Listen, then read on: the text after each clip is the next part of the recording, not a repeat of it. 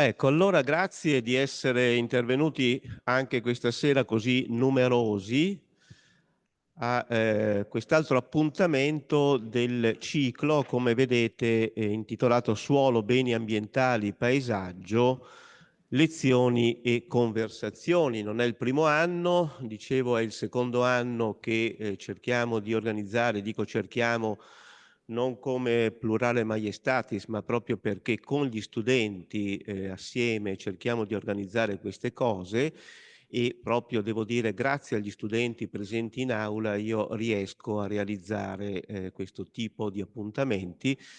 Qui a fianco a me una studentessa, ma altri, tutti gli altri vorrei dire, mi aiutano con grande solerzia.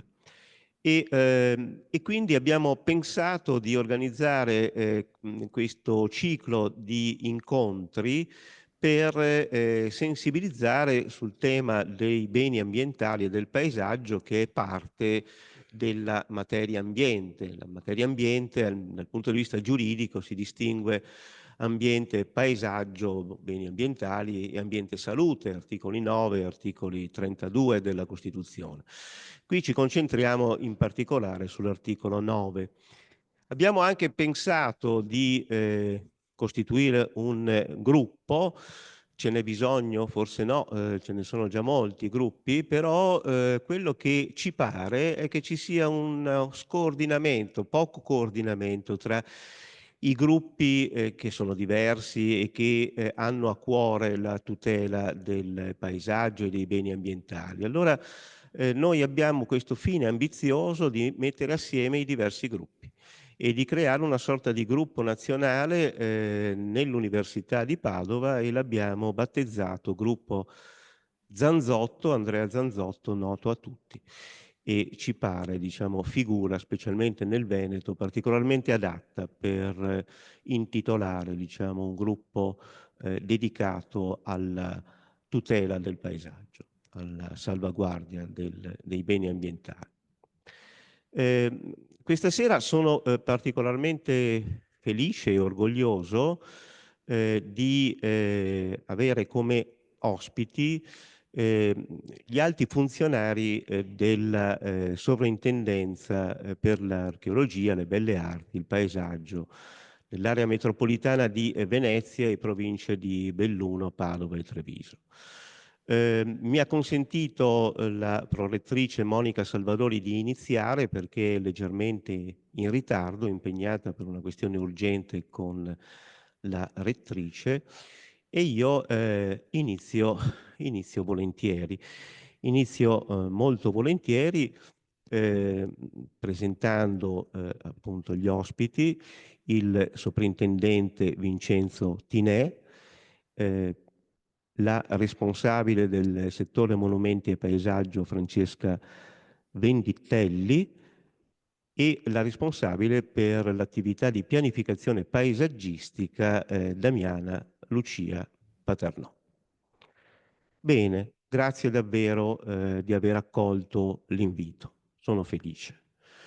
Dunque, la mia introduzione è volta a cercare di creare una prima mappatura di questioni che riguardano la tutela dei beni paesaggistici. Ecco, definirei così questa breve esposizione.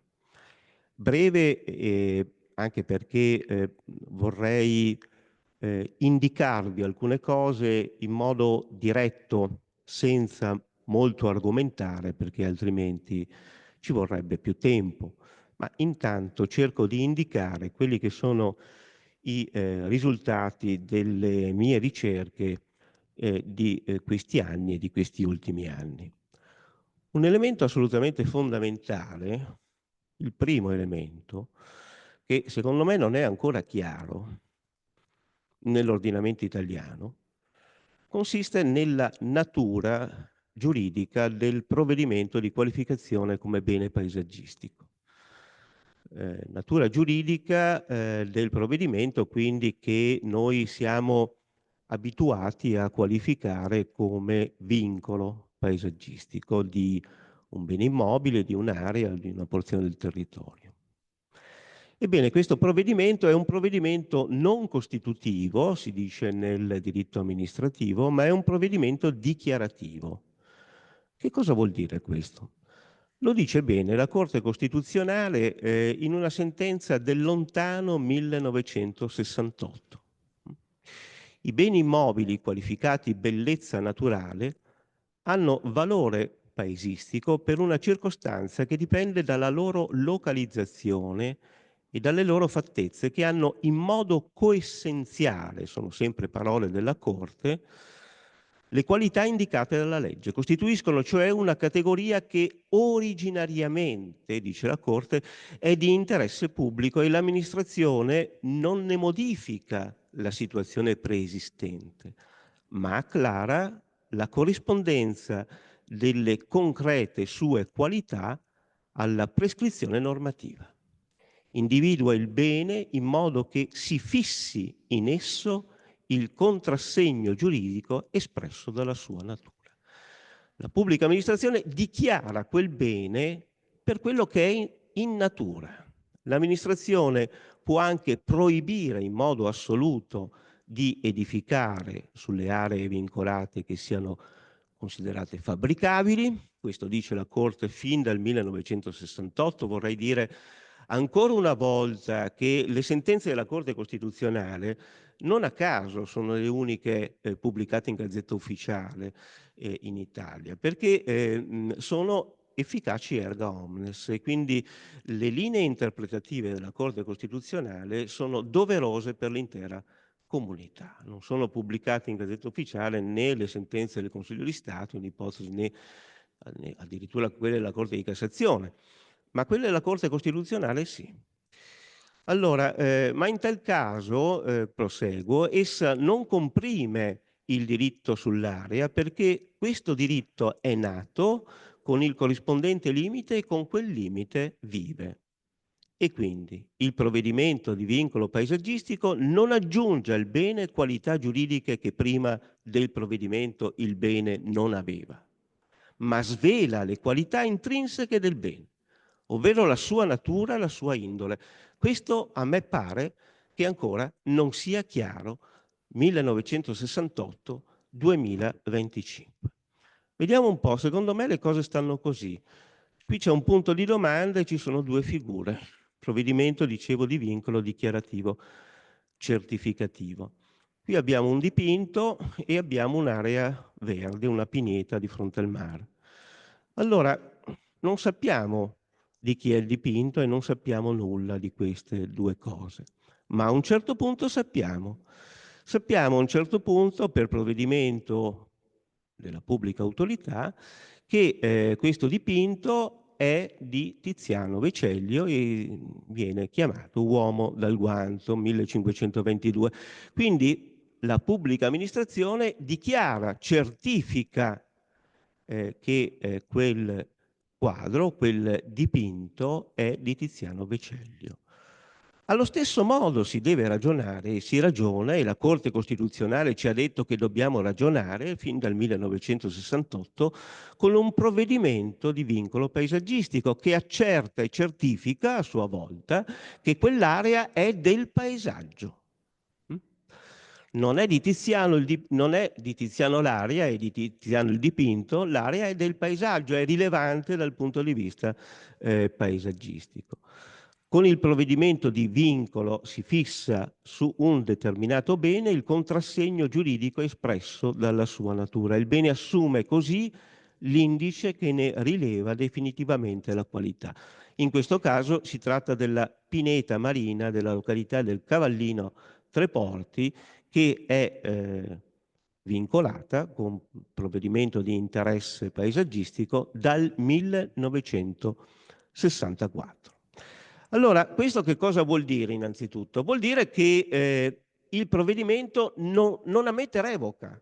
Cioè, una volta accertato che quel quadro è di Tiziano, non si torna indietro e non ammette revoca neppure un provvedimento di vincolo paesaggistico. Questo dal punto di vista giuridico deve essere chiaro, l'ha messo in evidenza in modo chiaro la Corte Costituzionale. Ma vorrei aggiungere che il provvedimento dichiarativo non ammette neppure modifiche riduttive. Cioè, non sarebbe ammissibile che a un certo punto intervenisse un provvedimento pubblico per dire, beh, tagliamo un pezzo del quadro di Tiziano perché è troppo grande e quindi è troppo, insomma, un pezzettino, la parte scura, la eliminiamo. Ci dà fastidio. Non si può fare. Insomma, se qualcuno avesse quest'idea, verrebbe ritenuto un imbecille. Ecco, per quanto riguarda il paesaggio, si ragiona allo stesso modo, in modo così rigoroso? No, eppure si dovrebbe ragionare esattamente allo stesso modo. Non è riducibile il provvedimento di perimetrazione di un'area come area di interesse paesaggistico. E allora? E allora, per esempio, non stanno né in cielo né in terra iniziative come quelle che ho visto qualche anno fa, che riguardano la riduzione del perimetro di un parco regionale. Allora, sappiamo tutti che i parchi fanno parte dei beni paesaggistici interamente. Il decreto legge Galasso e poi il testo unico e poi il codice dicono sono comunque di interesse paesaggistico i parchi nazionali e regionali. Quindi non si torna più indietro, eventualmente si espande l'area del parco, ma non si riduce. Se la si riduce, si commette, diciamo, un errore grave, un errore giuridico grave. È illegittimo ridurla, è un illecito rispetto al bene. E quindi, non so, ho letto qui dalla stampa, ho ritrovato la stampa, un consigliere di maggioranza si era indignato di fronte a una lettera di associazioni che che erano preoccupate di un progetto di legge regionale riduttivo, e a un certo punto pare che risponda a questo consigliere un altro consigliere. Non so che cosa abbia risposto, ma la risposta è questa, non c'è un'altra risposta. Ecco, una qualsiasi maggioranza politica non è legittimata ad assumere qualsiasi decisione. Anche le decisioni inammissibili non sono ammissibili giuridicamente, inammissibili non sono ammissibili politicamente.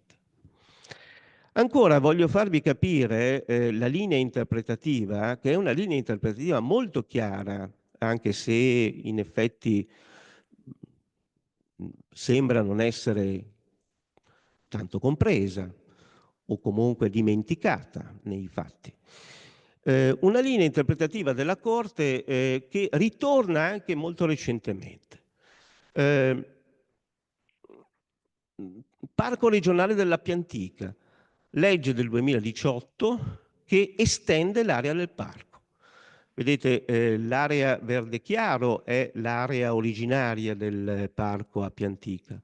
L'area verde scuro è l'area più recente, introdotta, per così dire, dalla legge del 2018, chiamata anche area del divino amore. Allora, su quest'area già si era impegnato il comune di Marino a concedere diciamo, attività edilizia a importanti imprese private per un'edilizia probabilmente anche di pregio, anzi, vista l'area, certamente di pregio turistico, residenziale e via dicendo.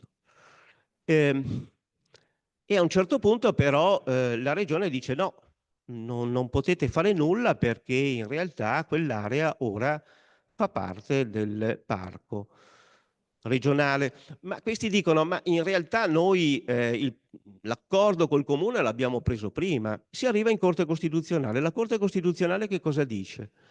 Beh, qui è lunga la lettura, comunque sono tutte parole della Corte, ma non vi tedio. In buona sostanza, leggo la parte finale, l'aspettativa edificatoria dei privati non può essere considerato un elemento idoneo a impedire il pieno espandersi della tutela del bene riconosciuto di valore ambientale. Che cosa vuol dire? Vuol dire che se a un certo punto io riconosco quell'area come area paesaggistica, beh, evito che si facciano cose che, anche se c'era un accordo tra pubblico e privato, sono incoerenti con la natura di quell'area. Ed è del tutto legittimo che io mi comporti, che io, pubblica amministrazione, mi comporti in questo modo, al fine di evitare opere appunto che sono incompatibili e non c'è, diciamo, come dire, una situazione giuridica acquisita da parte del privato. Non si sapeva prima che quell'area aveva quella qualificazione, ma nel momento in cui lo si sa, perché debbo danneggiarla? Non si sapeva prima che il quadro fosse di Tiziano. E vabbè, finché non si sapeva, faccio anche un buco nel quadro, ma nel momento in cui so che è di Tiziano, insomma, quel quadro lo lascio così com'è, e se mi sono messo d'accordo con qualcuno prima per tagliarlo in due, non lo posso più fare. Si ragiona sempre allo stesso modo. Questo è un punto assolutamente fondamentale, non vado oltre. Secondo punto, la qualificazione di un bene, di un'area, di una porzione del territorio come bene paesaggistico non significa che esso sia totalmente ingessato. Qui abbiamo vari termini: conservazione, manutenzione, sviluppo. Se per un bene culturale è rilevante la conservazione, e vorrei dire la conservazione è già sviluppo, vediamo qui questa pala restaurata, si tratta dell'Assunzione della Vergine ai Santi di Prospero Fontana, 1509-1597, prima era opaca, adesso è tornata al suo splendore, Pinacoteca di Brera. E questo è l'elemento assolutamente fondamentale: recuperare, restaurare. E in fondo l'idea di sviluppo sta già nella esposizione dell'opera rinata all'interno del Museo di Brera, la Pinacoteca di Brera, e potremmo aggiungere che lo sviluppo sta eventualmente, se si può, se ci sono le condizioni, se il sovrintendente è d'accordo o il direttore del museo è d'accordo, si può eventualmente pensare a portare, si può pensare di portare questo dipinto, questa tela o questo quadro in una mostra sul manierismo a Bologna, presumo, o altrove. Non si può andare oltre per un bene culturale, cioè voglio dire, qui vediamo, l'ho trovato così casualmente, il Bacchino Malato, opera di Caravaggio, sta come deve stare nella galleria Borghese, Villa Borghese, e sta così com'è. Non potrebbe il Bacchino appunto malato, anziché avere in mano l'uva, avere in mano un bicchiere con l'aspirina, e non potrebbe avere i medicinali sul tavolo, e quella è evidentemente una modifica operata su una copia da un pittore che si diletta in questo, che ho scoperto essere un omonimo, Maurizio Rapiti. Ecco, cioè voglio dire che per un bene culturale non si parla di modifiche. Per un bene paesaggistico si può parlare anche di modifiche. Bene paesaggistico, quindi la conservazione ovviamente, punto primo, la manutenzione, punto secondo, ma anche l'innovazione. Qui l'elemento diventa delicato. Qui vediamo il Parco regionale Colli Euganei, e il Parco regionale Colli Euganei è parco tutto, cioè è tutta area di interesse paesaggistico, perché questo l'abbiamo appreso fin dal 1985, legge Galasso. Però qualche cosa si può fare ed è giusto che si faccia, modifiche, aggiunte, correzioni. Ecco, purché non si faccia ciò che è incoerente. Cioè, il provvedimento di vincolo paesaggistico, io ritengo che non sia un provvedimento così restrittivo, addirittura alcuni dicono dannoso. Se valutato per quella che è la sua forza positiva, va inteso, come vedete, come una grande vittoria. Il vincolo paesaggistico come una vittoria, non certo come una sconfitta. Infatti non c'è opposizione tra tutela e valorizzazione, non c'è opposizione tra tutela e opportunità. La valorizzazione e l'opportunità, quelle migliori opportunità, stanno proprio nella tutela. Soltanto così si può parlare coerentemente di sviluppo sostenibile. Certo, non è detto, aggiungo, che le opportunità nella tutela siano quelle che conducono al maggior profitto, ma il maggior profitto che conduce a danneggiare e a distruggere il luogo è sostanzialmente un profitto illecito e va quindi nettamente respinto. Restando qui, su questo esempio Colli Ugani, al provvedimento di vincolo debbono seguire costantemente provvedimenti volti a controllare la compatibilità delle opere che si intendono compiere nell'area di massimo valore. L'area è mantenuta viva con attività che devono essere coerenti con la piena conservazione della sua armonia e bellezza. E qui veniamo ad un elemento collegato che è un terzo punto. Allora, qui la discrezionalità per i beni paesaggistici c'è. Si può fare, si può anche innovare qualche cosa e quindi si pone una discrezionalità. E vorrei dire che c'è un po' di discrezionalità anche nel provvedimento di interesse paesaggistico, perché lo stesso provvedimento eh, compare se si ritiene che quell'area sia un'area meritevole. Mm, però, questi due provvedimenti, a mio modo di vedere, non muovono e non debbono muovere la discrezionalità politica. Sono provvedimenti di discrezionalità tecnica. Questi sono comunque provvedimenti di discrezionalità tecnica, alta discrezionalità tecnica. E del resto le origini anche della legislazione di tutela sono origini nobili, se vogliamo. Se sono provvedimenti di discrezionalità tecnica, vanno lasciati ai tecnici. Questo è un punto fondamentale che richiede, a mio modo di vedere, una radicale modifica legislativa. Non può incidere la politica, non può avere l'ultima parola la politica. La decisione è ai tecnici che per lo più non sono tecnici delle scienze esatte, bensì sono tecnici delle scienze umane e sociali, geografi, storici, in particolare storici dell'arte, antropologi, letterati, urbanisti, architetti, archeologi, filosofi. E qui abbiamo un corpo di alti funzionari eccellente, che è il corpo del Ministero. E qui non lo vedete, vedo male anch'io che pure sono vicino al monitor, ma abbiamo 43 soprintendenze di archeologia, belle arti e paesaggio, abbiamo 10 parchi archeologici di interesse nazionale, abbiamo degli alti funzionari che sono molto qualificati, molto qualificati.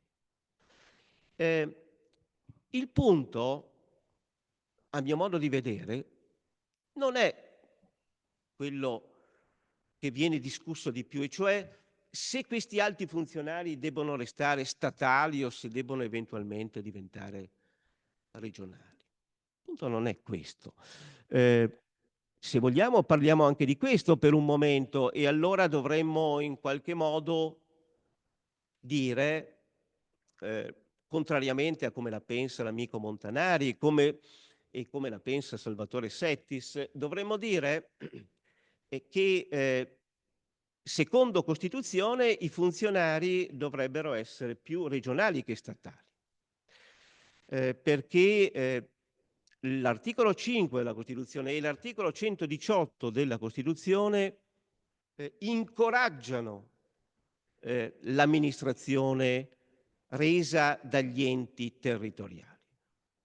L'amministrazione statale, alla fine, nel famoso ascensore della sussidiarietà, L'ascensore parte dal basso, non dall'alto, non è lo Stato che graziosamente concede qualche cosa agli enti locali, no? La Costituzione dice tutto quello che si può fare lo si faccia attraverso il comune, poi eventualmente la provincia, poi eventualmente e da ultimo l'amministrazione della difesa, l'amministrazione della giustizia, eventualmente solo allo Stato. E quindi l'amministrazione dei beni ambientali, paesaggi e culturali potrebbe anche essere regionalizzata. È vero, ha ragione Salvatore Settis quando dice: "Ma noi rischiamo così anche ehm, di sciupare un corpo che è forte ed è coeso perché è unito nello Stato". Sì, questo è un po' un rischio. Comunque, vorrei osservare, che laddove abbiamo delle sovrintendenze già regionalizzate, le cose poi non vanno così male o non vanno sempre peggio rispetto alle amministrazioni centralizzate. Ehm, I casi sono pochissimi, se non erro, correggetemi, posso aver perso qualche elemento, la provincia di Bolzano, la Valle d'Aosta e la provincia di Trento. Le 2 province autonome funzionano, come ben sappiamo, come 2 piccole regioni. Forse anche qualche cosa in Friuli Venezia Giulia è stato regionalizzato. Ma comunque il problema principale, ripeto, non è quello amministrazione statale o regionale. Il problema principale è un altro, è quello di tagliare questo rapporto che invece c'è tra amministrazione e organi di indirizzo politico.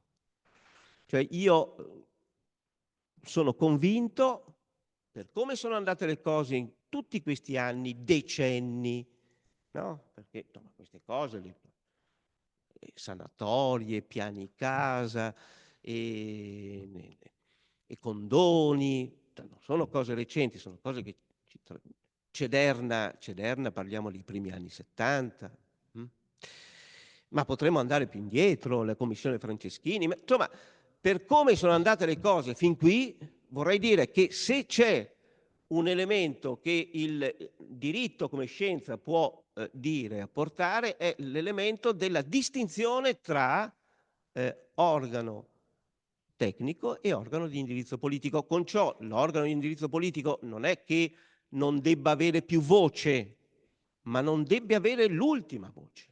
L'ultima voce deve essere dell'organo tecnico, tanto che io vedrei molto bene, in ipotesi anche lasciando il corpo dei funzionari tutto statale, ma come autorità amministrativa indipendente. Non è la bacchetta magica che risolverà tutto, ma certamente eviteremo una parte di momenti in cui questa amministrazione sembra soffrire, diciamo, il fiato che le rappresentanze politiche hanno abbastanza rozzo.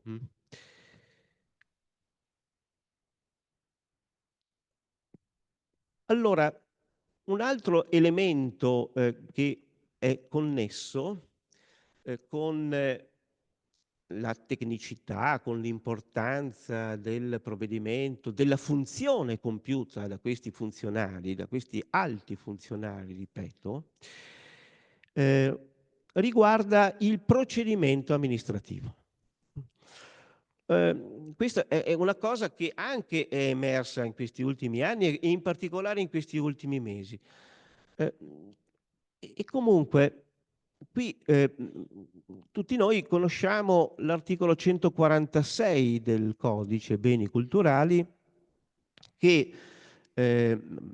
prevede un provvedimento finale della regione e nel procedimento il parere, a volte vincolante, a volte solo obbligatorio, del sovrintendente. Tra l'altro poi la scrittura delle leggi non è sempre eccellente, perché quando si dice assume natura obbligatoria non vincolante, non occorre aggiungere non vincolante, perché se assume natura obbligatoria vuol dire che già non è vincolante. e poco sopra si parla di parere vincolante. Comunque, queste sono sottigliezze. Intanto il parere, secondo me, dovrebbe essere sempre vincolante, per le ragioni che ho detto poc'anzi. Ma vincolante o non vincolante che sia, e sia obbligatorio, lo devo sentire, ma poi decido come voglio io, Regione. La cosa che sconvolge è il comma 9. Decorsi inutilmente 60 giorni dalla ricezione degli atti da parte del soprintendente senza che questi abbia reso il prescritto parere, l'amministrazione competente provvede comunque sulla domanda di autorizzazione. A mio modo di vedere, questa, questo comma, questa disposizione è incostituzionale. Cioè, insomma, forse fin qui nessuno ha pensato di fare un ricorso in Corte Costituzionale. La cosa non è arrivata in modo netto e nitido in Corte Costituzionale, ma abbiamo dei principi che non troviamo forse direttamente in Costituzione, ma troviamo direttamente attuati nella legge principale sul procedimento amministrativo, la legge del 1990, che ci dicono che né il silenzio assenso, articolo 20, né quella che una volta si chiamava dichiarazione o denuncia di inizio di attività, oggi si chiama segnalazione certificata di inizio di attività. Ecco, né l'uno né l'altro, queste forme semplificate di procedimento, si applicano nel caso dei beni ambientali e dei beni culturali e anche di altre cose importanti. Cioè, voglio dire, il legislatore in questo caso ha ben chiara la situazione dei valori principali dell'ordinamento. Se il provvedimento riguarda la pubblica sicurezza, la difesa nazionale, la difesa nazionale, e con la difesa nazionale c'è anche il patrimonio culturale e il paesaggio, citati prima, tra l'altro, l'ambiente, non vale il silenzio assenso, non vale la scia. Qualcuno potrebbe dirmi, ma non è la stessa cosa, perché il provvedimento alla fine, nel caso dei beni culturali, dei beni paesaggistici, c'è. È il parere interno che non c'è e in quel caso vale il silenzio o assenso. Sì, i giuristi sono bravi a creare sottigliezze. Qui direi che di fondo vale questo principio, per cui non si può procedere attraverso forme semplificate se il bene è questo, se l'interesse è l'interesse appunto culturale o ambientale. Ancora, nel procedimento, ecco, nel procedimento vorrei mettere in evidenza questo aspetto che mi pare sconcertante, che sta nel codice, che sta anche poi nella legge regionale, in tutte le leggi regionali, ma sta innanzitutto nel codice. L'inizio del procedimento di vincolo paesaggistico dipende solo dalla volontà dei componenti della Commissione regionale per il paesaggio. Non c'è una iniziativa della comunità. Questo, a mio modo di vedere, è un aspetto grave sotto il profilo democratico, Costituzione, l'articolo 1, sotto il profilo democratico, sovranità popolare, sotto il profilo anche della partecipazione. Si parla tanto di partecipazione della comunità al procedimento. Beh, la partecipazione inizia con l'iniziativa, appunto. E se non è un'iniziativa proprio di chiunque, potrebbe essere un'iniziativa di importanti associazioni che si sono accreditate per la loro capacità nella tutela dei beni culturali e ambientali, Italia Nostra, FAI, Touring Club, e anche in ipotesi un certo numero di elettori. Si potrebbe modificare la legge in questo modo. E comunque, se in ipotesi la Commissione regionale ritarda, tace, ecco, non vorrei fosse dimenticato l'articolo 138 del codice, che consente al ministro di intervenire. L'articolo 138, non dimentichiamolo, c'è, è vigente. L'iniziativa può essere direttamente e non in via del tutto eccezionale, non dice così l'articolo 138, tanto che io qui parlo di procedimento ordinario e di procedimento ministeriale, ma non di procedimento ministeriale eccezionale. L'interesse alla tutela è articolo 9 della Costituzione, un interesse nazionale, quindi è giusto che possa intervenire direttamente il Ministro su iniziativa del sovrintendente competente per territorio. Ancora, punto 6, mancanza o carenza di piano paesaggistico. Dunque, allora, qui l'articolo 143 del codice mette in evidenza più compiti del piano paesaggistico. Il piano paesaggistico, sappiamo, ha un compito fondamentale ricognitivo del territorio fin dal 1985, insomma, no? Decreto legge Galasso, ricognitivo del territorio al fine di perimetrare le aree che sono già di interesse paesaggistico. E sono i punti A, B e C, o una ricognizione, il punto A, una ricognizione orientata anche del territorio, vediamo subito dopo di che cosa si tratta. Ma non ha soltanto un compito ricognitivo, perché il piano paesaggistico, punto D e punto E, può anche individuare ulteriori beni o aree. Quindi vorrei dire che un bene paesaggistico nasce o per provvedimento o direttamente per legge, come è accaduto col decreto legge Galasso, oggi articolo 142 del codice, o per piano.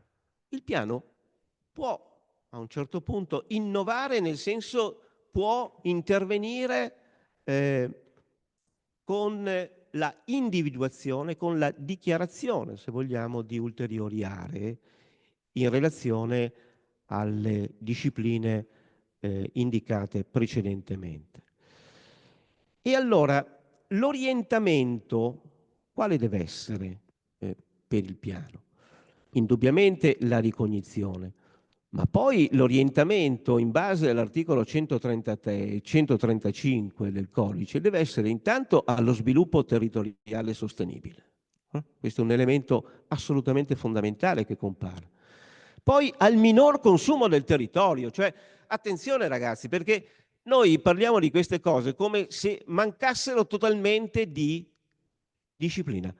Sì, indubbiamente la disciplina statale, lo sa bene Sergio Lironi, manca, e ancora Sergio sa bene quanto manchi anche una buona disciplina regionale. Però il principio c'è, minor consumo del territorio, e quindi dobbiamo prendere sul serio come parole della legge queste parole e attuare la legge in questo senso. E ancora, più precisamente, l'articolo 135 parla di salvaguardia dei paesaggi rurali, cioè così si fa il piano, salvaguardia dei paesaggi rurali. Oh Dio mio, in Campania Veneta cosa sta accadendo? Cosa è accaduto in tutti questi anni? E salvaguardia dei siti inseriti nella lista del patrimonio UNESCO. E allora vediamo il caso Veneto. Dunque, qui abbiamo una attività del Veneto già nella seconda metà degli anni '80, io allora ero consulente in consiglio regionale e anche in giunta regionale, ricordo bene questa attività che poi approdò al piano territoriale regionale di coordinamento con valenza paesaggistica del 1992. Ma si intervenne proprio perché lo richiedeva il decreto legge Galasso, che richiedeva i piani paesaggistici o paesistici, cioè una ricognizione del territorio. Prima di allora mancava una precisa perimetrazione del territorio. Bene, oggi si parla di un piano territoriale di coordinamento diverso e nuovo, del 2020 e l'informazione che dà il sito internet della regione è che questo piano abroga il piano del 92, abroga.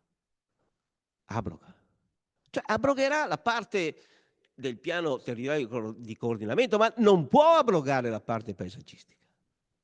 Cioè, attenzione che la parte paesaggistica del piano del 92 è ancora vigente e sarà sempre vigente, cioè voglio dire, sarà sempre vigente finché non sarà riprodotta in un nuovo piano. Ma perché è vigente? Perché il piano del 92, nella sua parte almeno ricognitiva, è un piano che ha messo in evidenza e ha sistematizzato una situazione che è quella e che quella deve restare. Cioè non è che il nuovo piano possa tornare indietro. Torniamo a quello che dicevo poc'anzi. Il piano può eventualmente estendere, ma il piano intanto deve conservare, quindi quello del 92 già rimane e resta. Tra l'altro il codice ci dice che entro il 31 dicembre del 2009 le regioni che hanno redatto i piani verificano la loro conformità, eccetera, eccetera.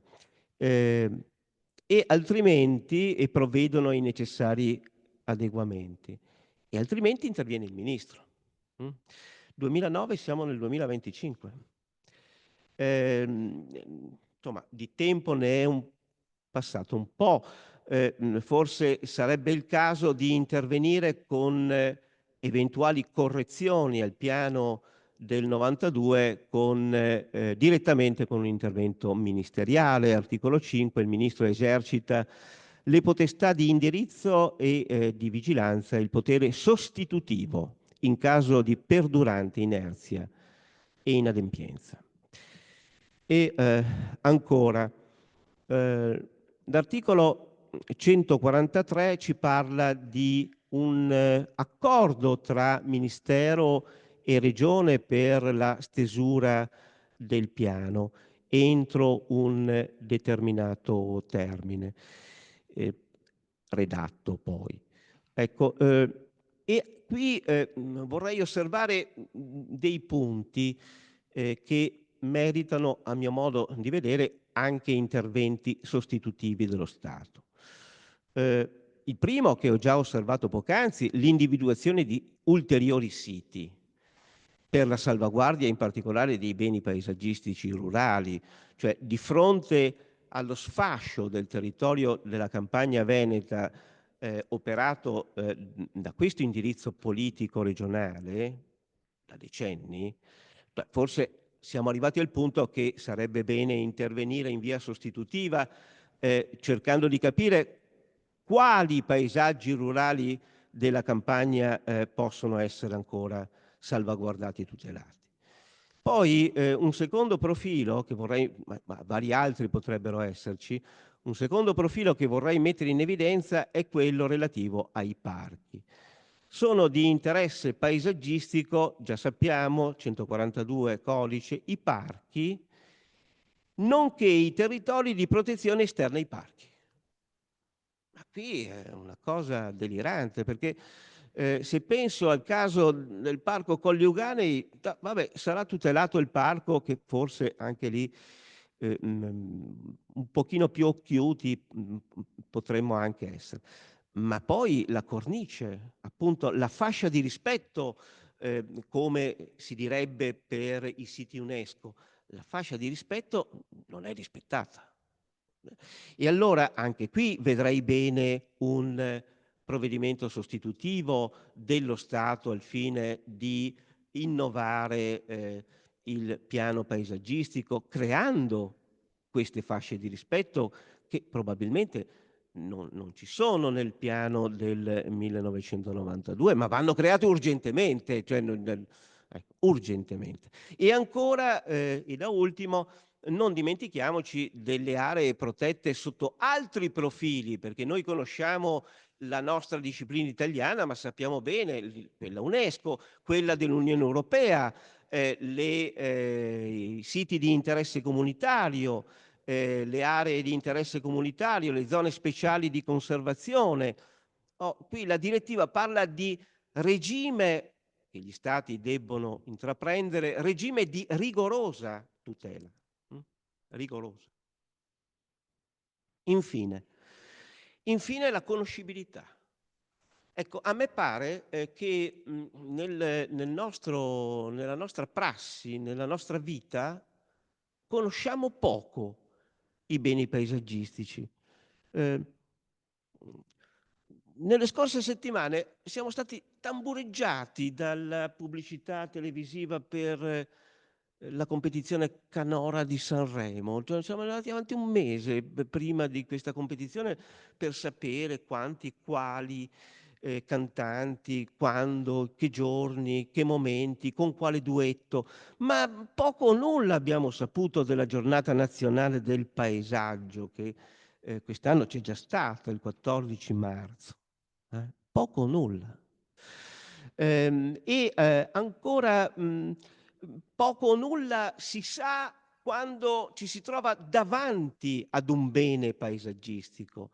Qui vediamo per esempio la piantina delle piazze, di due piazze, Borso e Certosa di Ferrara.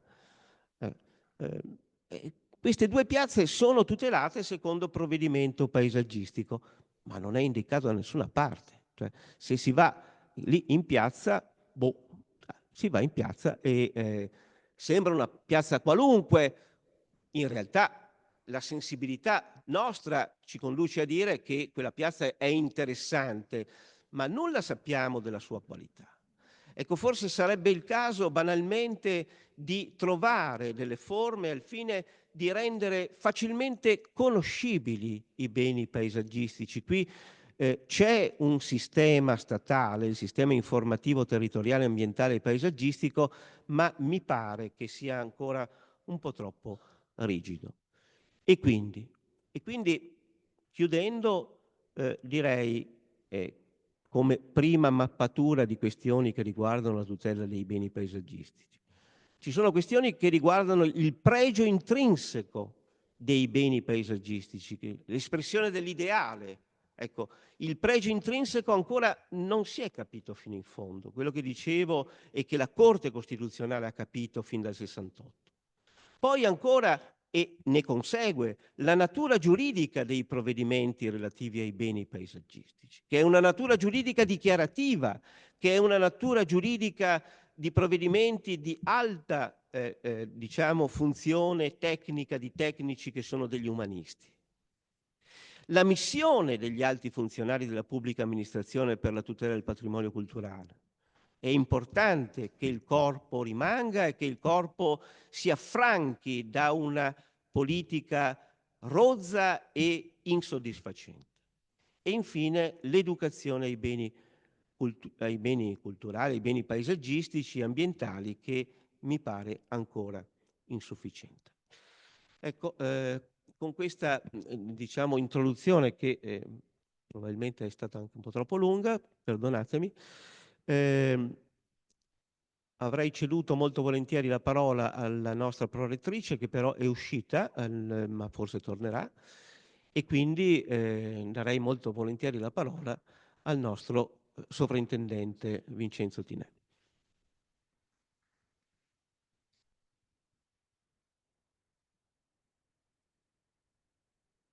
No, sì, mi sposto io.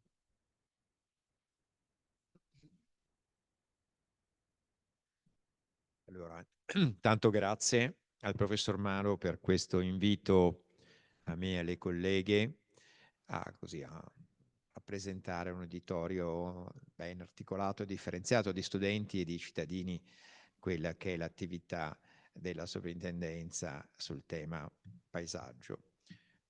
E credo che appunto la prolusione del professore sia stata molto utile. Vediamo se riusciamo a proiettare. Io qui con il PC mi muovo sempre male. Più bravo di me. Ah, sì, ok. E per capire quello che è, diciamo, il telaio giuridico istituzionale della gestione del paesaggio nel nostro paese, no? Adesso cerchiamo di scendere nel dettaglio, io con una presentazione rapida di come si muove la soprintendenza sui temi, e invece le colleghe, l'architetto Damiana Paternò, che è la persona delegata alla soprintendenza al tavolo di copianificazione paesaggistica, di cui il professore vi ha già dato, insomma, gli estremi, e l'architetto invece Francesca Venditelli, che è il responsabile dei monumenti, ma storicamente del paesaggio in soprintendenza, e la responsabile della città di Padova. Allora, molto rapidamente mi interessava darvi dei flash su quella che è l'antichità della percezione e dell'importanza dei beni culturali paesaggistici nel nostro paese, no? Perché in Italia i beni culturali sono stati inventati in Italia come definizione, come termine, e perché li abbiamo sempre, come dire, considerati un bene di interesse pubblico, culturali e paesaggistici che siano, perché abbiamo questa tradizione di attenzione, non solo perché notoriamente siamo una delle nazioni con la più alta densità di beni culturali e paesaggistici sul pianeta, ma anche perché è nata presto una percezione di questa importanza. Quindi ancora al tempo degli stati preunitari, con strumenti che i giuristi conoscono bene anche per la storia del diritto del patrimonio culturale, che sono il chirografo di Pio VII, addirittura all'inizio dell'Ottocento, vedete, quando ha incominciato a avvertirsi questa percezione di una possibile dispersione del patrimonio culturale romano in particolare, l'editto del Cardinal Pacca, che di fatto è il primo provvedimento legislativo organico. E molto presto in Italia si stabilisce quella categoria di alti funzionari specialisti nell'amministrazione dei beni culturali e paesaggistici che fa perno sulla direzione generale degli scavi e dei monumenti. E cioè tutta una sequenza stratificata, complessa, prima di arrivare alle soprintendenze, le commissioni regie presso le prefetture, ma nel 1904, quindi ormai 120 anni fa, vengono istituite le soprintendenze a carattere regionale o interprovinciale. Quella di Padova, che era la soprintendenza archeologica del Veneto, viene istituita nel 1904. Ed è sempre interessante ricordare che era incardinata all'università, cioè era l'ordinario di archeologia classica di Padova che era di default anche il sovrintendente, quindi una separazione della carriera universitaria ministeriale avviene solo poi nell'avanzato dopoguerra, diciamo durante il fascismo, la fine del fascismo. Ma questa, diciamo, antichità della percezione del valore del bene culturale ha un riflesso paesaggistico molto presto, con strumenti che, vedete, risalgono ancora all'inizio del secolo scorso. Questa legge 441 del 1905 specifica per la tutela della pineta di Ravenna, che è un po' l'antesignano delle successive legislazioni. Quella del 1909 va a tutelare naturalmente di nuovo ancora i beni culturali ed è il primo sostanzialmente strumento quasi codicistico, organizzato, ma immediatamente dopo, nel 22, la legge Croce va a fare la stessa cosa anche per le bellezze naturali. Il fascismo è il momento clou, e quando, come per tanti altri codici che hanno resistito per tanti decenni nel nostro paese, vengono di fatto fatte le leggi fondamentali anche per la tutela dei beni culturali, la 1089 del 39, e dei beni paesaggistici, la 1497 dello stesso anno. Il dopoguerra incomincia a attraversare fasi convulse, la Costituzione, forse Damiana Paternò farà cenno a questo momento fondamentale in cui i padri costituenti si pongono anche in termini deontologici, filosofici, teorici, quelli che sono i problemi di riconoscimento dei beni culturali e paesaggistici. La Commissione Franceschini, quando viene coniato il termine di beni culturali nel 64, non c'entra niente col ministro, in tutti i sensi. Quindi il DPR 805 del 75 che finalmente istituisce un ministero autonomo per i beni culturali e ambientali, che poi diventerà negli ultimi anni il Ministero della Cultura. È già stato fatto cenno a una legge fondamentale per la tutela paesaggistica italiana, che è la legge 431-1985, cosiddetta Galasso.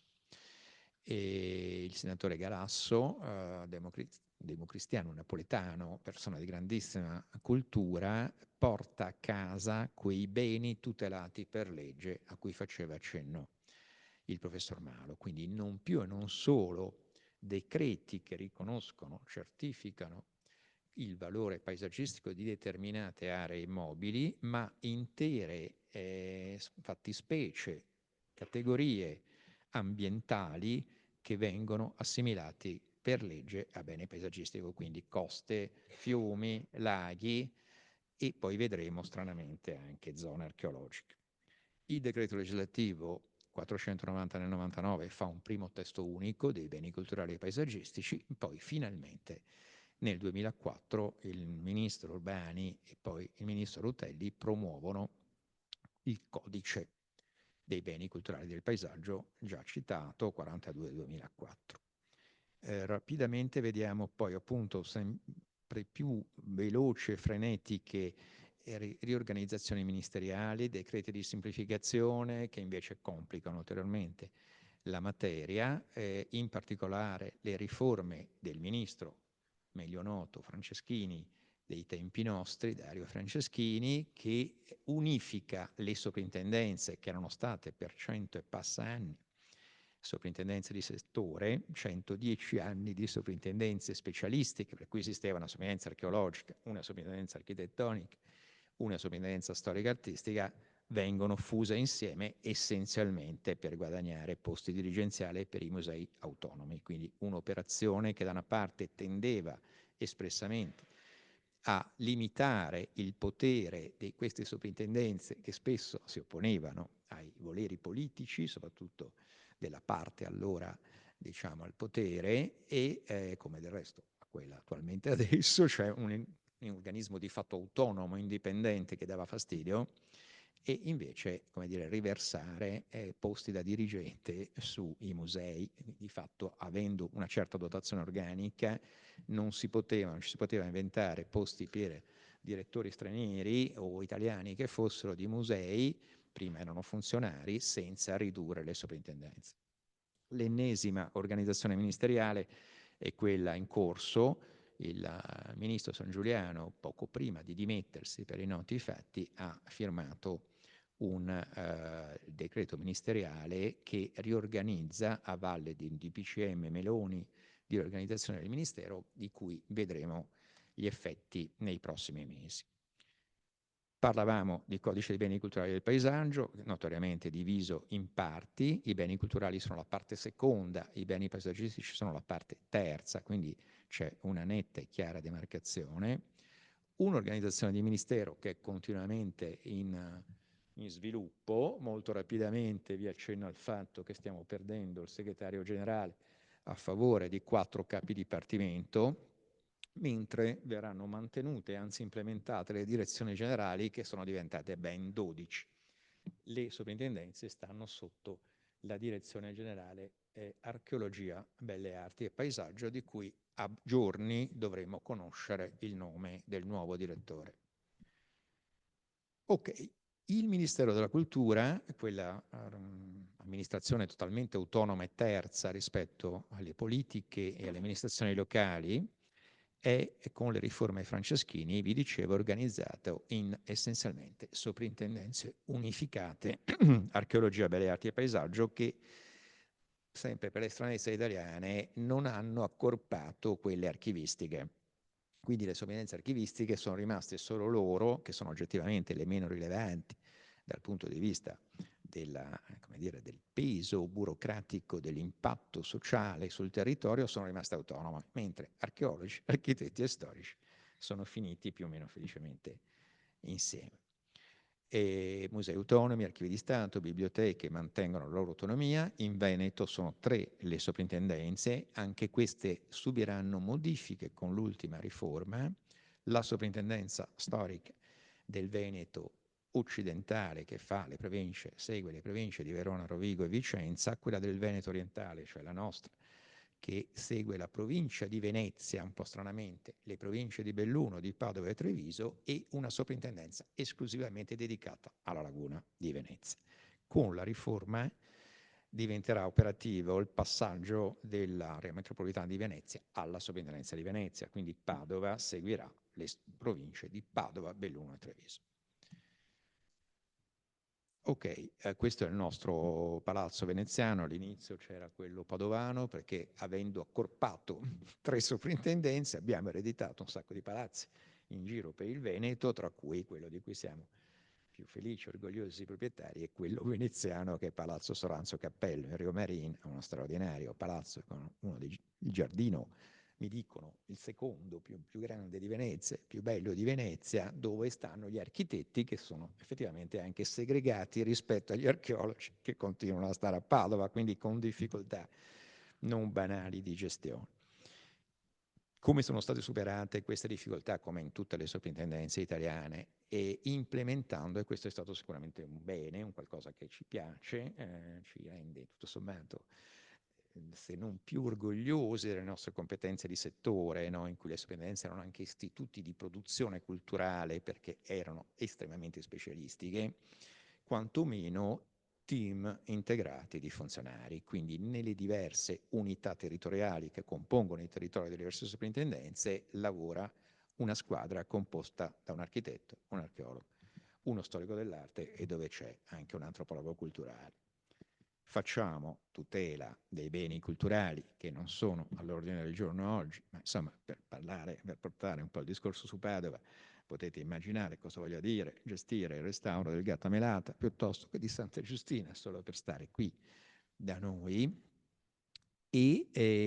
oppure grandi trasformazioni che impattano su monumenti come quelle delle Olimpiadi di Cortina, per cui è stato fatto un vincolo di insieme dei grandi monumenti delle Olimpiadi cortinesi degli anni 60.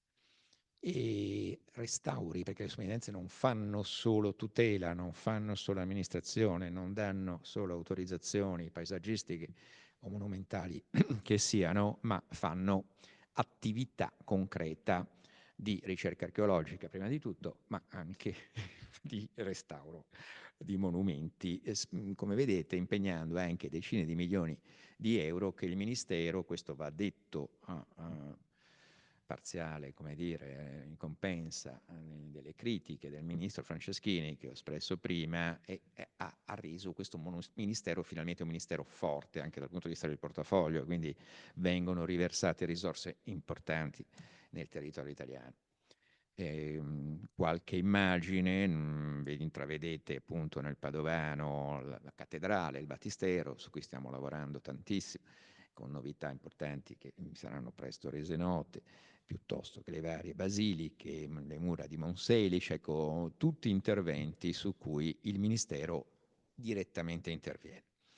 Il settore archeologia, che naturalmente impatta sulle opere pubbliche e private, con interventi di scavo anche direttamente condotti dalla soprintendenza. Ma arriviamo velocemente al paesaggio, per poi passare la parola alle colleghe.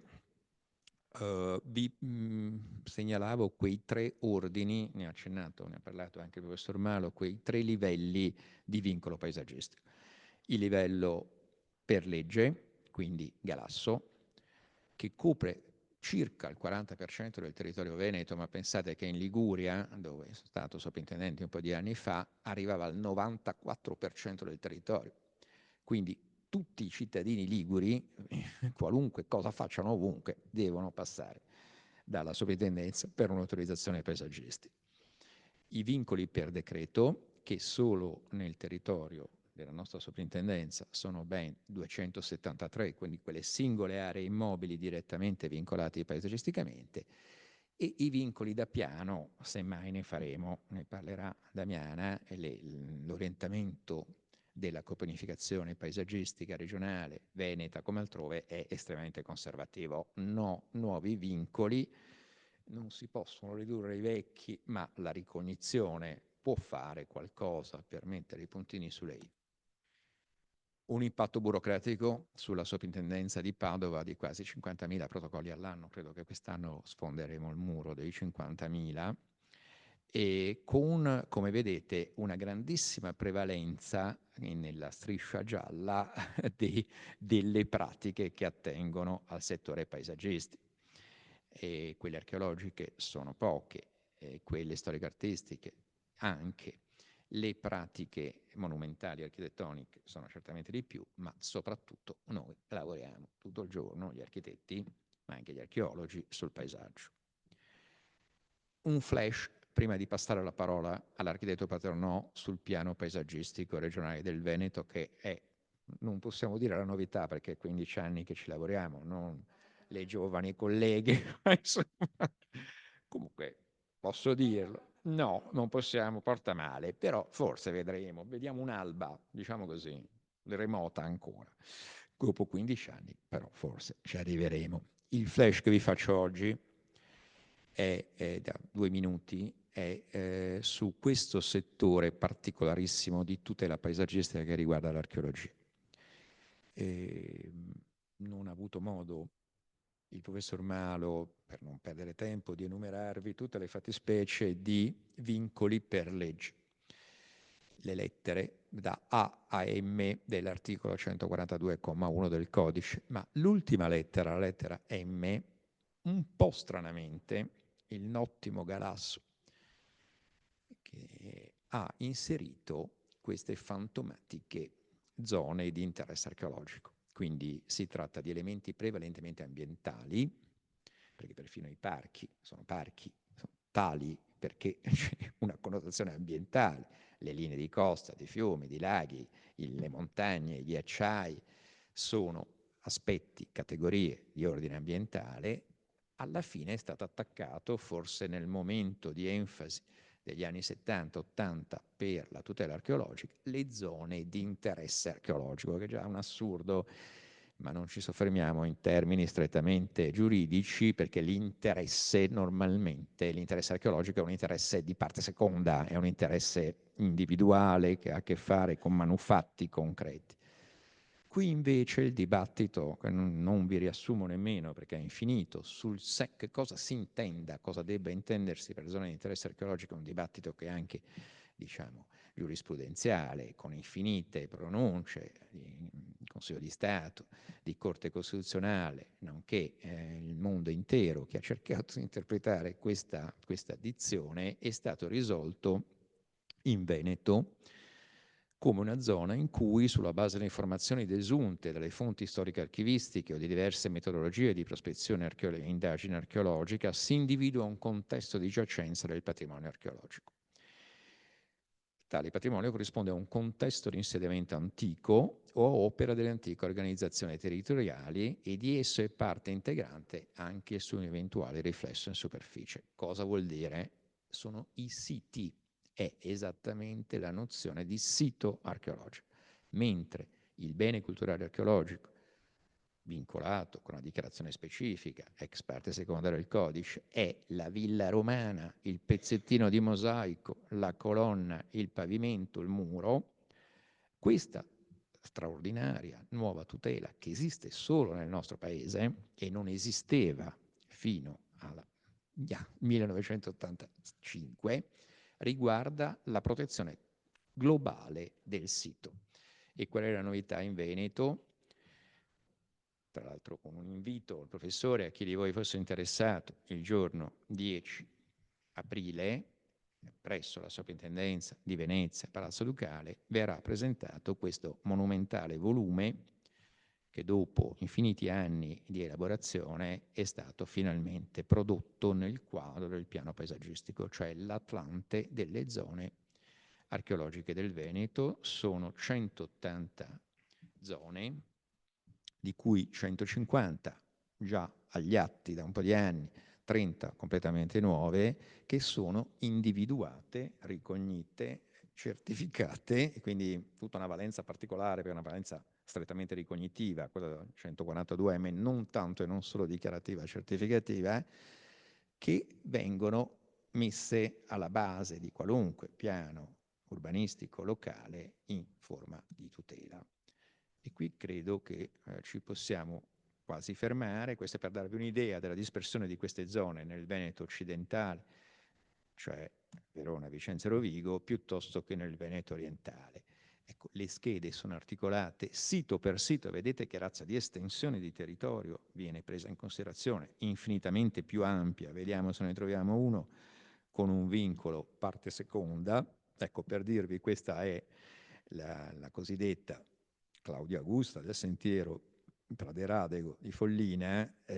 La striscia rossa era il vincolo parte seconda, il buffer giallo è il vincolo parte terza, quindi un'estensione molto importante di territorio che viene esolentemente descritta e valorizzata anche per gli aspetti, diciamo, prescrittivi. Questo per dirvi la nuova villa di Negrar di Valpolicella a Verona, scavata alla sovrintendenza di Verona in questi ultimi anni. La parte gialla è il vincolo parte secondo, la parte rossa è il buffer di parte terza. Quindi finalmente il Veneto è per primo nel nostro paese, dopo lo straordinario e antesignano volume dell'Atlante, delle zone archeologiche del Veneto del 1987, che è stato pionieristico nel mondo, nel 2025 produce un nuovo Atlante delle zone paesaggistiche. Grazie.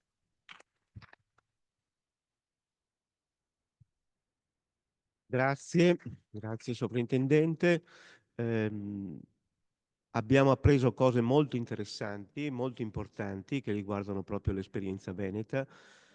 Spero proprio di esserci il 10 aprile per la presentazione dell'Atlante archeologico e varie altre cose anche di interesse, l'ampliamento di determinate aree paesaggistiche, mi pare anche quello molto interessante. Passiamo velocemente allora alla prossima esposizione di Damiana Paternò. Allora, buonasera a tutti. Ringrazio il professor Malo per l'invito. Cercherò di essere il più possibile breve per fare il punto sui lavori del tavolo di copianificazione Regione e Ministero per la redazione del primo stralcio del piano paesaggistico.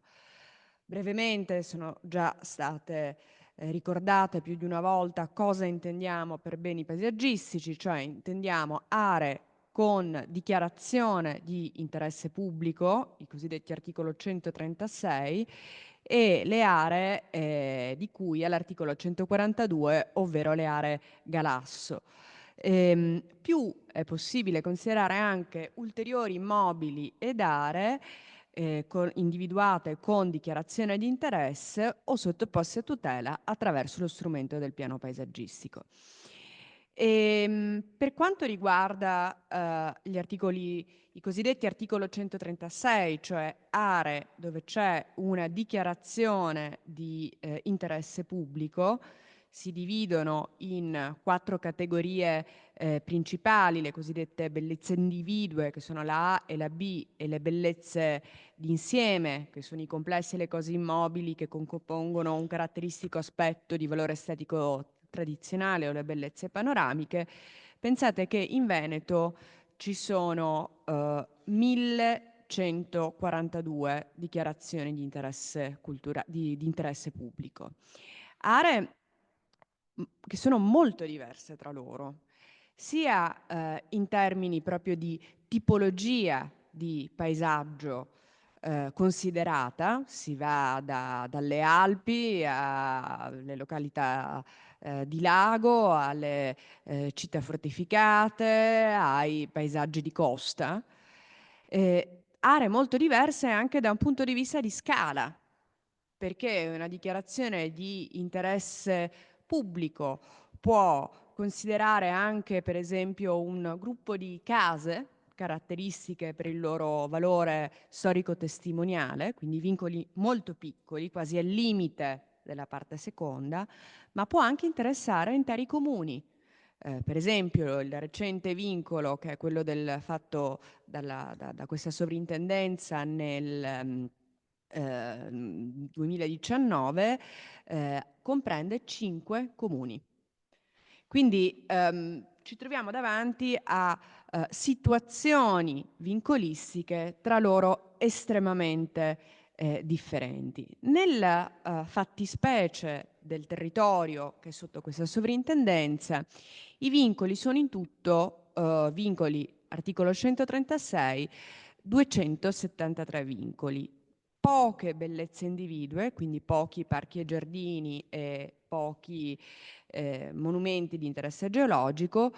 La maggior parte sono bellezze d'insieme e sono per lo più concentrati nella parte di alta montagna, nella parte pedemontana e qua sotto vedete in rosso la grande area del Parco Colli, dove soltanto il Parco Colli ha al suo interno 50 dichiarazioni di interesse pubblico ex articolo 136. Ora, sono anche vincoli diversi tra loro per età e questo è un fattore molto importante perché le motivazioni che leggete in un provvedimento fatto ai sensi della legge Croce del 1922 o ai sensi della 1497 o se lo paragonate agli ultimi provvedimenti fatti in materia di dichiarazione di interesse pubblico, vedrete che le motivazioni, soprattutto per i vincoli di vecchia generazione, sono motivazioni spesso molto, molto scarne, molto diciamo brevi. Vi porto ad esempio la dichiarazione del Montello, dell'area del Montello in provincia di Treviso. Non è neanche uno dei vincoli più vecchi che abbiamo, del 1975, ma la motivazione alla tutela in questo caso è la zona predetta notevole interesse pubblico perché costituisce per la conformazione del terreno, per la flora, per la distribuzione, il tipo e l'ubicazione dei fabbricati, un paesaggio di massimo interesse, nonché una cornice naturale di particolare bellezza che si caratterizza per la vista sulla pianura antistante e perché teatro dei fatti della Prima Guerra Mondiale. Adesso ve la sto un attimo riassumendo, ma le motivazioni sono fondamentalmente queste. Motivazioni molto stringate, dicevo, molto diverse rispetto alle dichiarazioni di ultima generazione, che sono dichiarazioni dove l'apparato descrittivo è un apparato descrittivo molto ampio, ma soprattutto sono dichiarazioni che sono corredate da una disciplina d'uso. Dopo il Codice dei beni culturali, quindi dopo il 2004, le dichiarazioni di interesse pubblico devono essere sempre corredate da una specifica disciplina d'uso, cosa che invece non c'è nei vincoli precedenti. Ora, qua un'immagine complessiva delle aree tutelate per legge, di cui prima vi parlava anche il dottor Tinè. Vedete che l'area ad essere particolarmente tutelata è chiaramente quella della montagna, ma diciamo che cosa facciamo noi in questo lavoro di piano di primo stralcio?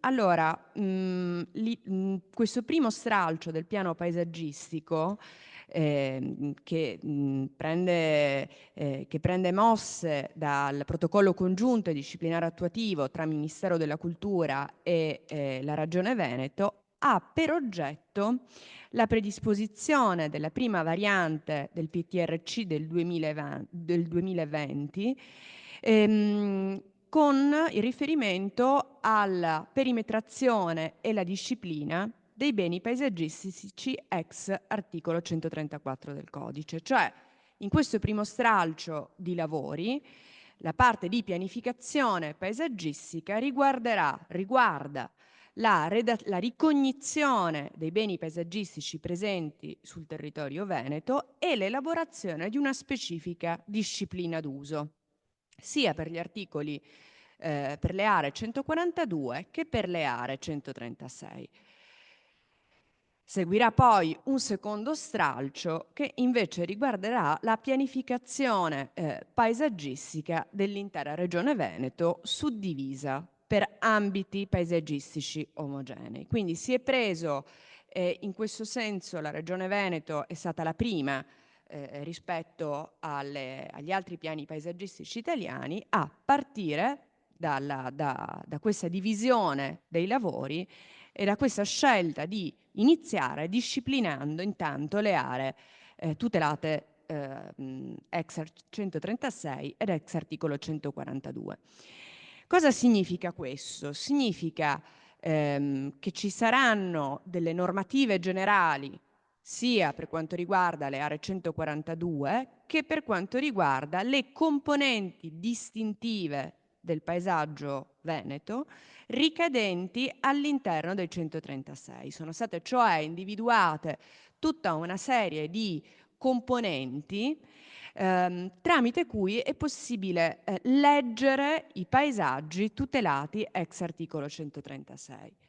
Ogni vincolo 136 avrà una propria scheda identificativa dove verrà riportato il perimetro preciso del vincolo, i decreti, insomma tutte le informazioni relative al riconoscimento del valore da parte del provvedimento, una descrizione generale sulle caratteristiche del paesaggio di quella determinata area dichiarata di interesse pubblico e soprattutto tutta una parte che riguarderà la scomposizione di quel determinato paesaggio in componenti con l'identificazione dei diversi valori esistenti, sia dei valori riconosciuti da decreto, ma anche degli ulteriori valori presenti sul territorio.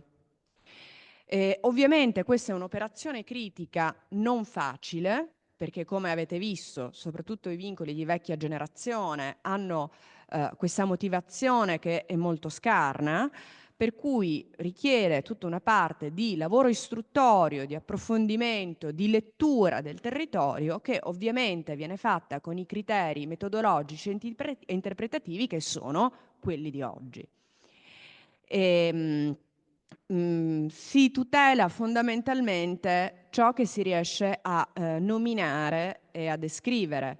Ognuna di queste componenti a ognuna di queste componenti verrà poi applicata la normativa contenuta nelle norme generali, ma sarà anche possibile applicare una serie di prescrizioni d'uso specifiche calate proprio su quello specifico caso e su quello specifico territorio. Parimenti, per ogni vincolo 136 vengono individuati obiettivi di qualità paesaggistica generale e obiettivi di qualità paesaggistica specifici. Segue poi tutta una parte relativa alla mappatura sull'area delle componenti individuate. Allora, è importante però ricordare che il piano paesaggistico non si esaurisce, diciamo, con la sua adozione e successivamente con la sua approvazione, perché alla stesura del piano paesaggistico segue poi tutta la parte di adeguamento dei propri strumenti di pianificazione da parte dei diversi comuni. Dal momento dell'approvazione al momento dell'adeguamento dei comuni al piano paesaggistico continuerà ad esserci l'autorizzazione paesaggistica vincolante delle sovrintendenze, ma la cosa importante è che verrà definito un quadro di valutazioni, di modo di leggere il paesaggio, che è un quadro certo definito dallo strumento di piano. Questo varrà sia per le sovrintendenze, ma varrà anche per tutti i comuni, province, le regioni stesse che hanno appunto la delega in paesaggio e che sono le amministrazioni procedenti in materia paesaggistica, perché ricordiamo che l'autorizzazione paesaggistica non viene rilasciata dalla sovrintendenza, ma vengono appunto rilasciati dagli enti procedenti che possono essere svariati, può essere il comune, può essere il parco, può essere la provincia e così via.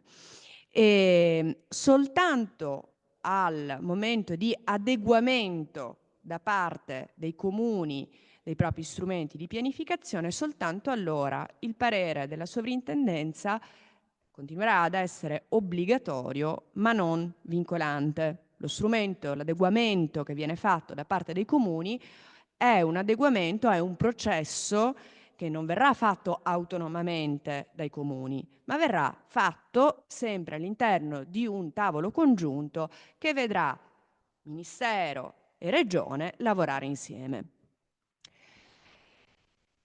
Ecco, io lascerei la parola all'architetto Venditelli, dato che il tempo stringe e ci è stato chiesto di finire tra 10 minuti, per cui parlerei ancora molto di questi aspetti, ma purtroppo il tempo è tiranno. Grazie. Grazie Damiana Paternò. Davvero molto stimolante l'intervento, che potrebbe essere anche ancora lungo e sviluppato. Dei diversi punti che mi sono annotato, bello, interessante, è quello della motivazione dei provvedimenti di vincolo paesaggistico. Cioè, io vorrei dire che sul piano dell'educazione la lettura della motivazione del vincolo paesaggistico Montello dovrebbe essere effettuata ogni qualvolta si va a visitare il Montello. Ci dovrebbe essere una forma per conoscere quella motivazione oltre al provvedimento, perché sono motivazioni scritte con grande dovizia, con grande sensibilità. Quando parlavo di un corpo di alti funzionari, intendevo appunto indicare anche la loro sensibilità, cultura e sensibilità nella stesura anche di queste motivazioni e di questi provvedimenti. Dunque, è la volta di Francesca Venditelli. A lei, a te la parola. Grazie.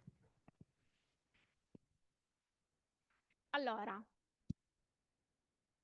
dunque, il mio contributo, in verità, dopo l'ampio respiro, diciamo, dei contributi del soprintendente e dell'architetto Paternò, vuole concentrarsi principalmente ed esclusivamente su quella che è la tutela paesaggistica che opera sulla città di Padova. Il comune di Padova, che comunque è diciamo uno dei comuni sicuramente capoluogo, insomma uno dei comuni più capoluogo di provincia e quindi più importanti della nostra soprintendenza, di fatto presenta una tutela paesaggistica molto molto limitata, e questo diciamo la pianta, l'elaborato, la tavola delle invarianti, scusate, la tavola dei vincoli che è contenuta nel PAT del Comune di Padova ce lo testimonia. È evidentissima da questa immagine come la tutela paesaggistica, al di là di quella, diciamo, garantita ope legis dall'articolo 142, declinata nelle sue varie lettere, che a Padova si concentra esclusivamente sulla lettera C, perché a Padova abbiamo soltanto praticamente dei corsi d'acqua. Al di là quindi della tutela cosiddetta ope legis, la tutela per legge stabilita dal codice, quella che invece è la tutela decretata per l'esistenza appunto di provvedimenti specifici e perimetrati sulla città è veramente molto molto contenuta. Abbiamo a Padova soltanto 6 vincoli paesaggistici, e di questi 6 vincoli, tutti antecodice, quindi con le problematiche già indicate dall'architetto Paternò, ovvero caratterizzati da descrizioni molto contenute che tendono semplicemente a punteggiare quelli che sono i valori riconosciuti. Di queste 6 forme di tutela, praticamente soltanto 3 hanno un'estensione un pochino più diciamo generale, tanto da poter essere assunti come come bene, come cosiddette bellezze d'insieme, e le altre 3 invece sono delle specifiche tutele, lettera B, ce ne sono poche, ma a Padova ne abbiamo 3, che sono molto puntuali e limitate esclusivamente ad alcune realtà ed alcuni giardini presenti nella città. Come dicevamo, tutte tutele antecodice, e alcune di queste addirittura risalenti non solo alla 1497 del 39, ma ancora precedenti, quali ad esempio il cosiddetto vincolo delle mura, che poi è forse il vincolo più importante che caratterizza la città. I 6 vincoli, spero che vada. Eccola qua. I 6 vincoli che dicevo, gli unici 6 vincoli decretati della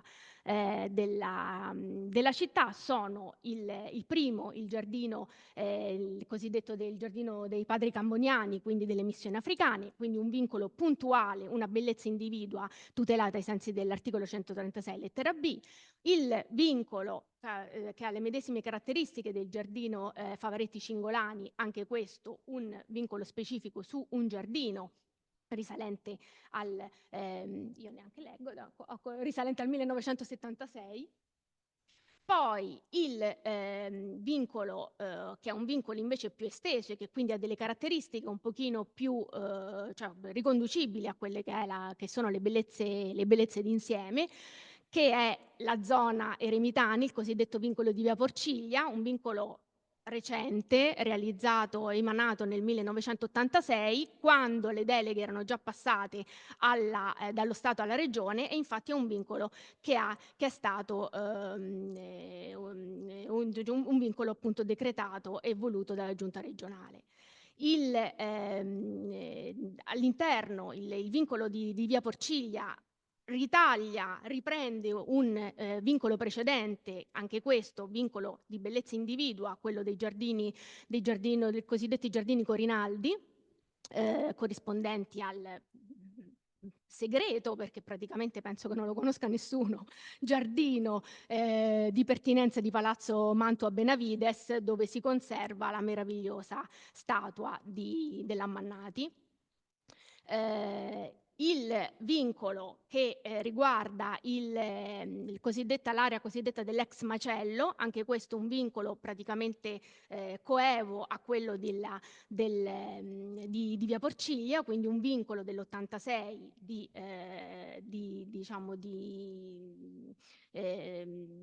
spinta dovuta all'ente territoriale. E poi il nostro celebre vincolo delle mura, che si compone di 3 provvedimenti, di tre differenti decreti, che come vediamo lambisce proprio quelli che sono i confini i confini del centro storico della città, e quindi prende quelle che rappresenta tutto il perimetro del circuito del sistema difensivo bastionato, e quindi del circuito murario della città. Come vedete, ribadisco, si tratta di forme di tutela molto puntuali, che di fatto trascendono totalmente da quello che è il vero e proprio centro storico della città. La cosiddetta cittadella non ha alcun vincolo paesaggistico, la stragrande maggioranza del centro storico lo stesso, tant'è vero che l'assenza di questa forma di tutela, che veramente è atipica per quello che concerne i grandi centri storici delle città venete, che invece sono molto tutelate. Tra gli anni 50 e 60 è stata fatta una campagna molto estesa di tutela di quelli che sono i centri storici, e che ha preso non solo le grandi città capoluogo, come può essere Verona, ma la stessa Treviso, che pur avendo una forma di tutela più puntuale, però di fatto si estende su praticamente quasi tutti gli elementi e le componenti principali del centro storico. Padova è stata esclusa da questo processo, che, ripeto, non solo ha interessato le grandi città, ma ha interessato anche i piccoli centri. Sono tutelati tutti i più importanti centri storici, anche di più modesta dimensione: centro storico di Noale, Portogrualo, Concordia Sagittaria, Castelfranco, per citare i primi che mi vengono in mente. Hanno delle tutele praticamente estese a tutto il la superficie, proprio tutta la zona del centro storico, come riconosciuta e come definita. Padova no. I vincoli delle mura, che sono diciamo, probabilmente la forma di tutela più interessante della città, e uso questo termine un po' atipico, non perché le altre siano appunto di minore importanza, ma perché nascono da presupposti un po' diversi, nel senso che sono forme di tutela molto più recenti, appunto tra gli anni 70 e gli anni 80, e sono estremamente limitati a contesti molto specifici e definiti. I vincoli delle mura invece, il vincolo delle mura di Padova, ripeto, costituito da 3 differenti provvedimenti che risalgono al 28 maggio del 1928, al 26 maggio, scusate, del 1928, sono dei provvedimenti innanzitutto particolari proprio per il periodo e per l'età che hanno. Un vincolo del 28 vuol dire che è un vincolo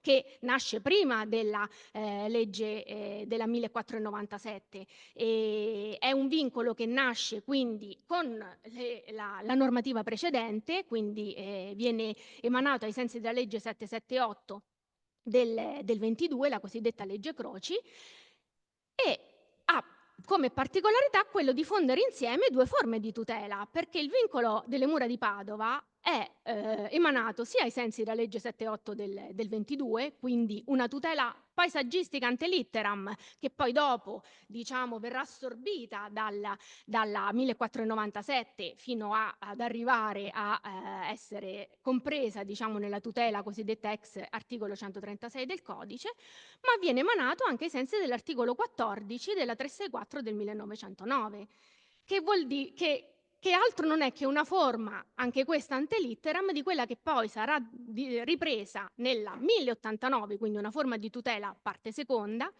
nell'articolo 21, cioè viene tutelato quindi non solo il bene paesaggistico mura e il bene culturale mura di Padova, cioè il circuito bastionato viene tutelato sia per quanto attiene appunto i valori paesaggistici riconosciuti, dove ovviamente dobbiamo renderci conto che i valori paesaggistici del 22 sono molto diversi da quelli che leggiamo oggi in un contesto paesaggistico. Sono valori che venivano concentrati soprattutto nella percezione, nella forma, nell'estetica di questi luoghi. E poi la cui importanza è tale da avere un riverbero anche come, ripeto, concetto di area di rispetto, quindi praticamente di vincolo che deve salvaguardare la luce, la prospettiva e il decoro, come se fosse un vero e proprio bene monumentale. Adesso purtroppo sono venute girate, perché in verità c'è cioè, vabbè, pazienza. I 3 provvedimenti del 28 altro non sono che questi decreti che di fatto, trattandosi di bellezze in linea di massima individue, perché il vincolo del 28 cita mappale per mappale e nei mappali stabilisce quali aree dovranno rimanere libere dalle edificazioni e quali aree invece, su quali aree sarà consentita un'edificazione seppur controllata, che hanno allegato queste veline, diciamo, con queste miniature a china che individuano proprio nelle 3 zone, la zona nord, la zona est e la zona ovest, le parti, le aree a valle delle mura, cioè che corrispondono al cosiddetto vallo, che nel 1928 erano libere. Perché quello che noi dobbiamo considerare lo strumento del vincolo del 28 come una lucida fotografia di quello che in quel periodo erano le aree libere che circondavano il circuito delle mura. Tant'è vero che i 3 provvedimenti vincolano, cioè si estendono, diciamo, quasi tutti all'esterno del circuito bastionato, cioè avevano il compito di proteggere la vista delle mura dall'esterno della città e di mantenere libera quell'area storicamente e costruttivamente determinata, che era l'area del Vallo, e soltanto in alcuni piccolissimi tratti questo vincolo entra all'interno delle mura. Uno di questi è, penso ormai celebre, i famosi 26 metri di pediatria, che credo siano ormai, che sono saliti agli onori della cronaca almeno da 5 o 6 anni. E un'altra caratteristica da cui c'è un altro elemento proprio caratteristico che ci permette di avallare, di comprendere proprio questa logica vedutistica in un certo senso, perché ripeto, è un vincolo pensato sull'immagine delle mura e su come questa immagine doveva essere conservata e resa visibile e percepibile e godibile da tutti, insomma, dalla cittadinanza, e perché in corrispondenza adesso probabilmente qui non si vede più perché si è girato, c'è il provvedimento delle mura nord segna proprio un cono ottico che parte dalle cupole della Chiesa del Carmine e si apre a ventaglio, quasi a voler tenere, diciamo, salvaguardare questo cono visuale praticamente impossibile da godere a meno che uno non salga sopra le cupole della chiesa, cioè insomma la copertura della Chiesa del Carmine, per consentire la vista e mantenere la godibilità percettiva di quello che è il bastione dell'arena. Tra l'altro disattesa, perché poi invece su un'area di inedificabilità hanno costruito il monumento delle Torri Gemelle, insomma, quella doveva essere un'area assolutamente inedificabile e invece è stato messo un monumento pubblico. Insomma, cerco di riassumere quello che in verità ho già espresso, cioè i due punti sostanziali è che appunto abbiamo un vincolo che ha questa doppia funzione di parte seconda e di parte terza, tant'è vero che quando poi dopo a partire dagli anni, cioè in corrispondenza diciamo degli anni 40, tra la fine della seconda guerra mondiale e i primi anni 50, vengono quelle mappine che abbiamo visto e che rappresentavano le aree su cui si poteva costruire o meno, vengono riprese puntualmente. Adesso questi sono punti che in qualche modo vi ho già espresso sul concetto di bellezza, su un concetto appunto di rispetto di quello che doveva essere l'attuale aspetto delle mura e che per questo doveva essere conservato e che non ha nessuna relazione con quella che è la consistenza costruttiva e monumentale delle mura, ma è soltanto ho quasi fatto. No, perfetto, solo mi fermerei poi con le mura, evitiamo di Sì. passare la segna agli altri perché purtroppo siamo in Bene. del tempo. Dicevo, è stata tra la fine degli anni 40 e i primi anni 50 il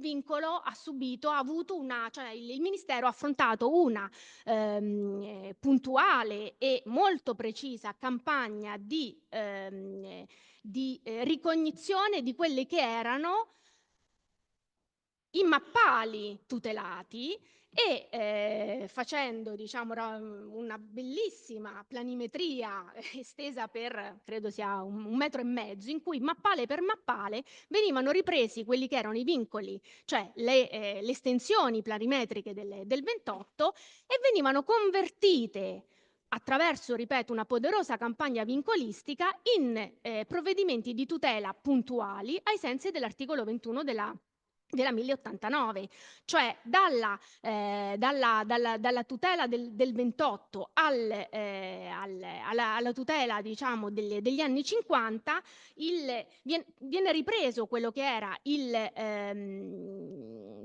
desiderio di fornire una forma di, ripeto, di tutela che trascendesse soltanto la mera tutela paesaggistica, e quindi negli anni 50 viene ripreso in maniera molto certosina tutto ciò che era stato il lavoro fatto nel 1928, registrando però le modifiche che nel frattempo erano sopraggiunte, perché tra il 28 e il 54-55, quando comincia la campagna di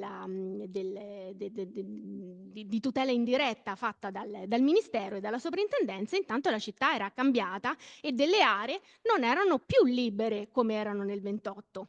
E in questo passaggio si vede chiaramente, ad esempio, sto parlando di Città Giardino, cioè tutta l'area del bastione Alicorno, che nel frattempo era stata completamente edificata. Il vincolo, e vabbè, poi dopo mi fermo. Ok. Il vincolo delle mura è stato recepito dal Comune di Padova, nel PAT del Comune di Padova, soltanto nel 2022, quindi è un recepimento molto recente, perché fino al 2022, nonostante la cogenza di questi ovviamente provvedimenti che sono totalmente operanti da quasi un secolo, il Comune di Padova non le aveva, queste perimetrazioni non erano state recepite nel PAT. Soltanto nel 2022 il Comune ha provveduto a prendere in mano quelle che erano le nostre, diciamo, le planimetrie conservate agli atti d'ufficio, e ha provveduto in maniera molto puntuale a riperimetrare, sulla base della cartografia attuale naturalmente, le perimetrazioni del vincolo del 28, recependolo nello strumento urbanistico, che di fatto quindi è diventato operante soltanto a partire dal 2022, sì, 1922. Il vincolo naturalmente era già stato perimetrato e recepito nelle perimetrazioni del Comitato Tecnico per il Paesaggio, che dopo, ben prima, diciamo, del protocollo d'intesa che è stato recentemente stipulato e rinnovato nel 2020, in verità tra il 2009 e il 2018 ha fatto anche in questo caso poderoso lavoro di riperimetrazione di tutti quelli che erano i provvedimenti di tutela decretati ai sensi dell'articolo 136. Questo giusto per, ma veramente ve li faccio soltanto vedere, anche perché il professore diceva i vincoli paesaggistici non si vedono mai. Effettivamente sono difficili, facciamo fatica anche noi, e neanche nei nostri archivi i vincoli monumentali li abbiamo sempre sotto mano, quelli paesaggistici sono sotto dentro faldoni impolverati. Questi sono gli altri vincoli che, come vedete, sono tutti caratterizzati da motivazioni molto contenute, e che poi dopo sono stati recepiti nelle perimetrazioni diciamo verbalizzate e assunte dal Comitato Tecnico del Paesaggio, appunto in questo lungo decennio in cui si è provveduto a riperimetrare tutti i vincoli. Questo è il vincolo dell'ex macello. Poi il vincolo del Giardino Corinaldi e la sua perimetrazione, il vincolo dei padri del Giardino dei Padri Camboniani. Io penso che questi vincoli ai più siano totalmente sconosciuti, perché e infine il vincolo del Parco Favaretti Cingolani, stessa medesima tipologia, quindi un vincolo che si limita semplicemente a tutelare quello che era un giardino considerato di interesse puntuale, insomma.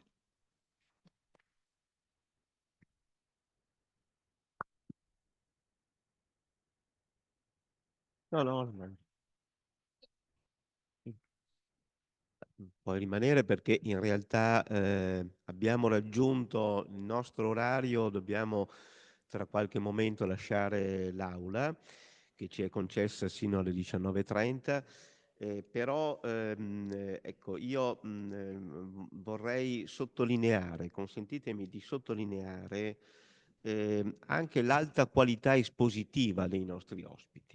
Ecco, diceva il sovrintendente che in antico l'università forniva i funzionari alla sovrintendenza, o comunque insomma l'università si faceva amministrazione. Vorrei dire che l'amministrazione potrebbe tranquillamente insegnare e quindi venire al posto nostro, perché siete bravissimi e anche di grande chiarezza. Anche la tua esposizione è molto stimolante. Non entro ovviamente nel merito, ma prima di me potrebbero entrare nel merito probabilmente molti presenti qui di Padova che sono molto sensibili alle tematiche. Io spero davvero di potervi avere ancora ospiti, spero il sovrintendente, che considero sostanzialmente il prefetto come figura dei beni per l'ambiente, i beni per il nostro patrimonio culturale, così come il prefetto è prefetto per l'ordine pubblico e la sicurezza. Io vedo il sovrintendente come il prefetto per tutta la sfera che riguarda l'articolo 9 della Costituzione, che non è poco, e con ciò io lo appunto considero, e con questa considerazione istituzionale io spero davvero che lui, voi possiate ancora venire in università, venire qui nell'ambito di questo insegnamento, di questi insegnamenti con gli studenti, perché avete capito che c'è da parte nostra questa volontà di cercare delle innovazioni giuridiche. Ecco, lo scopo in fondo del diritto è quello di arrivare a delle discipline che siano più efficaci. Probabilmente c'è bisogno appunto di qualche riforma e noi stiamo ragionando su questo, e se possiamo ragionare con voi, continuare a ragionare con voi, io sarei veramente felice. Vi ringrazio ancora della partecipazione, ringrazio tutti voi, buona serata.